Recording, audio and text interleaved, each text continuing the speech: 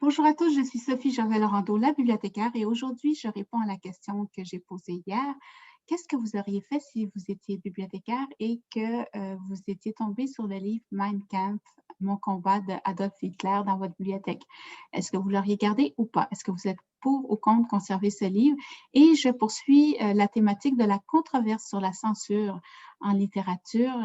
Le sujet avait été provoqué lundi par l'Association des libraires québécois qui voulait censurer le premier ministre François Legault pour sa liste de livres.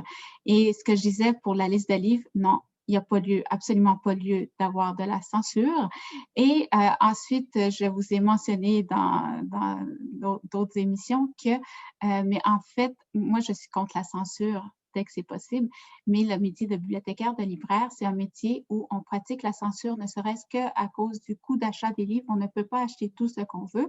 Alors, on n'a pas le choix de censurer certains achats. Et par contre, il y a une notion entre une différence entre acheter et élaguer. Alors, en bibliothèque, on parle souvent du fait qu'on veut travailler la collection par les deux bouts. Qu'est-ce que c'est les deux bouts dans le jargon d'un bibliothécaire, d'une bibliothécaire? Ben, c'est qu'on veut améliorer l'état de la collection en ajoutant des livres neufs à la collection, mais aussi en enlevant les vieux livres, en élaguant les vieux livres. Et ça m'est arrivé, moi, dans le cadre de mon travail, de tomber par hasard sur le livre Mein Kampf, Mon combat. Et je me suis posé la question, qu'est-ce que je fais? Si j'avais eu à l'acheter, je ne l'aurais pas acheté, mais il était déjà dans les collections. On a ce qu'on appelle des politiques en bibliothèque, les politiques d'achat, les politiques qu'on appelle d'acquisition et les politiques d'élagage. Les deux politiques ont quelque part le même objectif qui est de répondre à la mission première de la bibliothèque. Et dans ce cadre-là, moi, je travaille dans une bibliothèque collégiale. Alors, la mission, c'est l'enseignement. Et le livre Mein Kampf, c'est un livre historique. Alors, par rapport à ce qui est de l'élagage, ça répondait aux besoins d'avoir des livres dits historiques. Aujourd'hui, qu'est-ce que j'aurais fait? Est-ce que j'aurais gardé ou pas? Je crois que mon opinion aurait changé. Mais à l'époque, j'avais étudié la situation. Je voyais qu'en France, il y avait eu lieu quelques années auparavant un débat parmi les bibliothécaires pour que le gouvernement intervienne dans les bibliothèques pour interdire Mein Kampf dans les bibliothèques.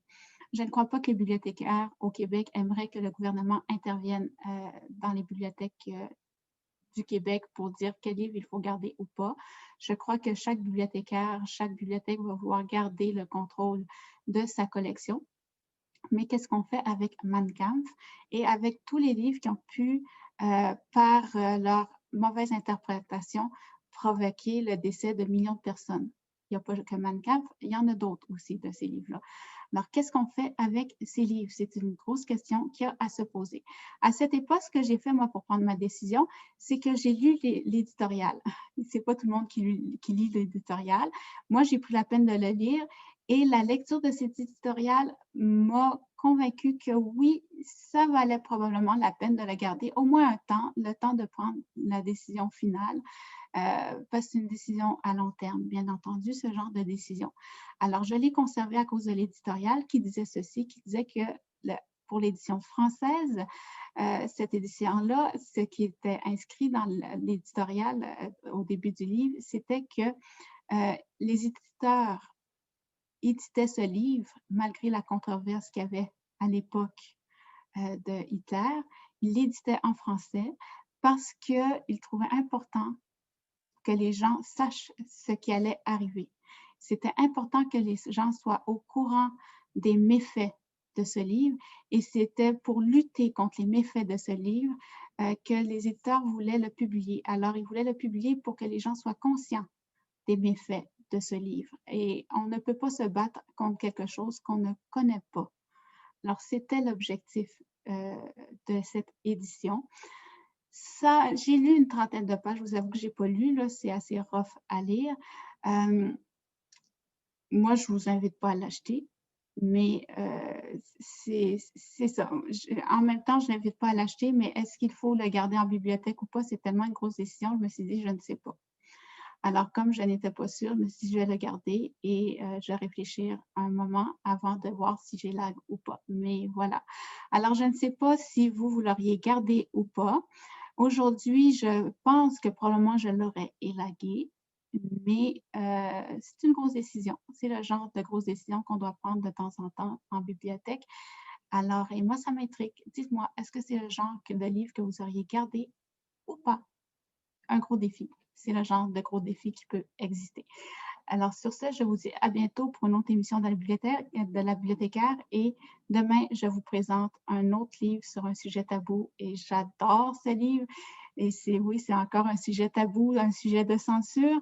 Et je crois que vous allez aimer ce livre, mais il y en reste juste.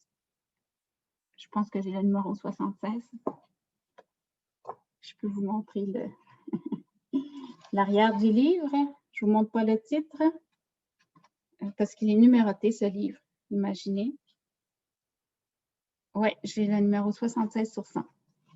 Mais elle va le rééditer. Alors, j'ose vous le présenter demain à l'émission La Bibliothécaire, Sophie Gervais-Laurando. Alors, à bientôt pour une autre émission.